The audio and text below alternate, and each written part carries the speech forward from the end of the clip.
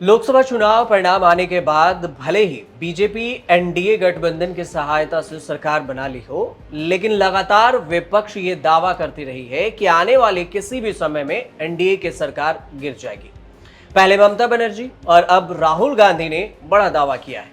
राहुल गांधी ने एक बार फिर से बीजेपी और नरेंद्र मोदी पर हमला भी बोला।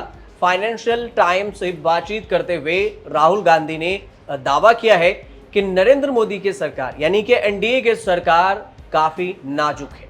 राहुल गांधी ने कहा कि 2024 के आम चुनावों के बाद लोकसभा में संख्या बहुत कमजोर होगी और छोटी सी गड़बड़ी भी एनडीए की सरकार को गिरा सकती है।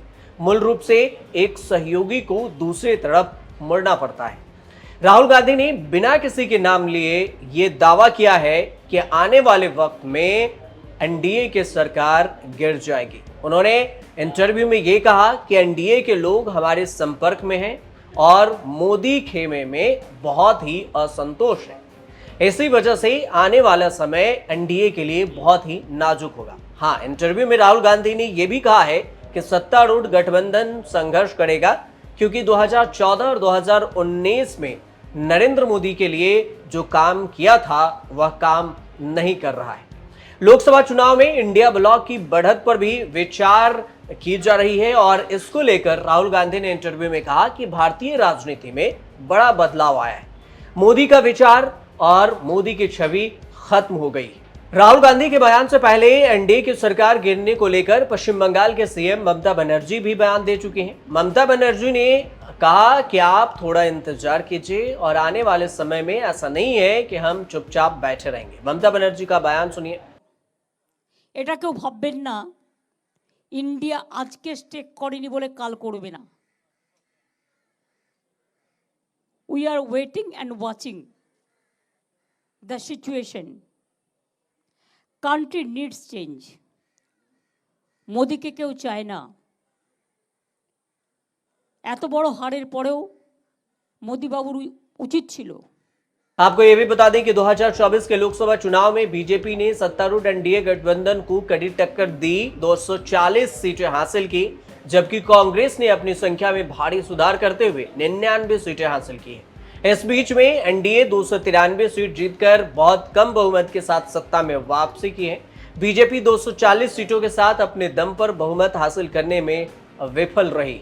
इस पूरे समीकरण को लेकर फाइनेंशियल टाइम्स से बातचीत करते हुए राहुल गांधी ने कहा है कि यह विचार है कि आप नफरत फैला सकते हैं, आप गुस्सा फैला सकते हैं और आप इसका लाभ उठा सकते हैं। भारतीय लोगों ने इस चुनाव में इसे अस्वीकार कर दिया है।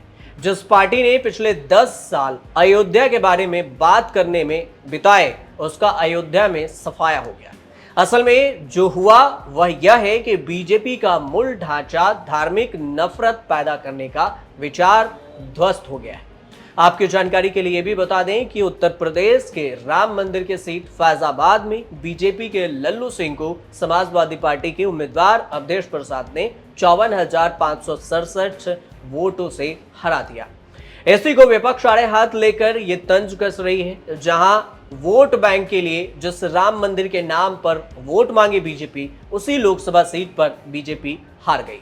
2 बार की तरह इस बार मोदी सरकार अपने दम पर बहुमत के आंकड़े को छू भी नहीं पाई। इस बार सहयोगी दलों के सहारे से एनडीए की सरकार बनी है और सहयोगी दल हैं, एक तरफ से टीडीपी के चंद्रबाबू नायडू, दूसरी तरफ से जेडीयू के नीतीश कुमार। इन दोनों के सहयोग से और बाकी छोटे जो दल हैं उनके सहयोग से एनडीए तीसरी बार सत्ता में वापसी की। आप देखते रहिए न्यूज़।